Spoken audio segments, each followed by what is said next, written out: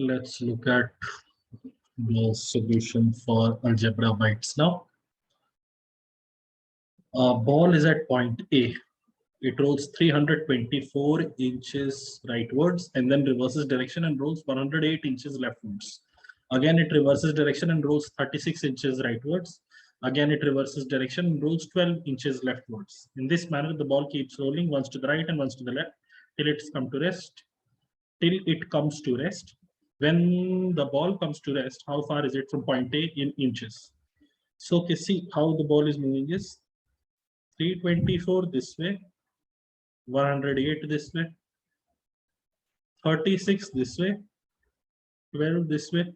Numbers 324 rightwards, 108 leftwards, 36 rightwards, 12 leftwards.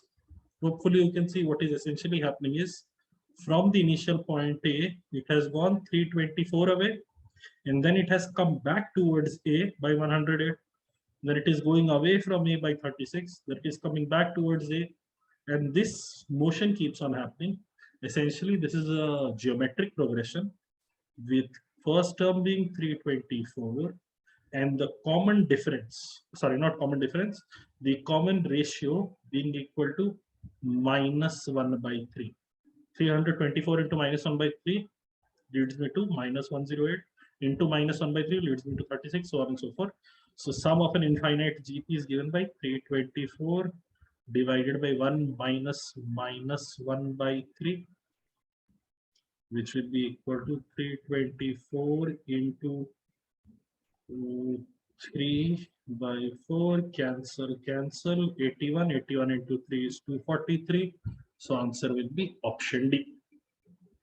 Next, if fx is equal to x square plus 15x plus n and gx is equal to 3x, then the largest positive integer n for which the equation fx is equal to gx has two distinct real roots is. Okay, let's look at it. Fx is equal to gx turns into x square plus 15x plus n is equal to 3x, or x square plus 12x plus n is equal to 0. Now the largest positive integer n, forget two distinct real roots, I'm just saying largest value for n would be when this is a perfect square. It would be when I have x plus 6 ka whole square to be dealing with on the left hand side, but I can't have that. In this case, value of n would turn out to be 36.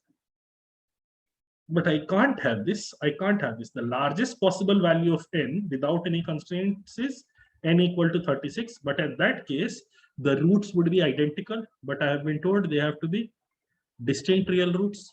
So right under it, can I work with n's? X square plus 12x plus 35 is equal to 0. I very much can. So the largest possible value, positive integer value for n will be 35. Basically, as soon as a question says distinct real roots, your starting point has to be, let me take them as identical. Let me take it as a perfect square. What value do I get? Just under it, I should reach my answer. Next, what is the maximum value of the expression? 4 by x square minus 6x plus 5.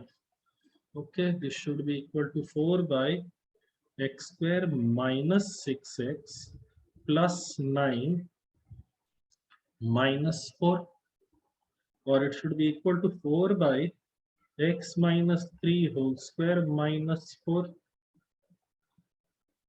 Now see, the wonderful thing here is, can I make this x minus 3 whole square equal to 4? Yes. For x equal to 5, will this expression turn to 4 by 0, which is indeed equal to infinity? So my answer to the question is option D. There cannot be a bigger value than infinity. No? Infinity is the highest possible value. Done. Next, how many integral values of x will not satisfy the given inequality? I have this expression with a mod form. Okay. So I will break it down into x square minus 4x plus x square minus 96 is greater than equal to 0. And on the other side, I have 4x minus x square plus x square minus 96 has to be greater than equal to 0. So here I'd get 2x square minus 4x minus 96 is greater than equal to 0. X square minus 2x minus 48 is greater than equal to 0, which is as good as x square x minus 8 and x plus 6 is greater than equal to 0. So the acceptable values for me would be one root is 8, another root is minus 6. Anything in this range is acceptable. Anything in this range is acceptable. Lower than minus 6 and greater than 8 is acceptable.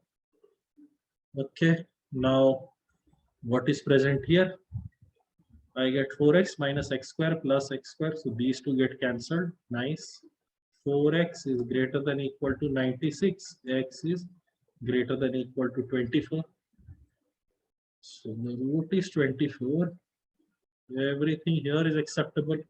So the unacceptable range in both these cases. See, here it is everything that is lower than 24, and here it is, because you are only looking at integral values, here it is which ones? Minus 5 to 7. This is the common region that is unacceptable here also is unacceptable here.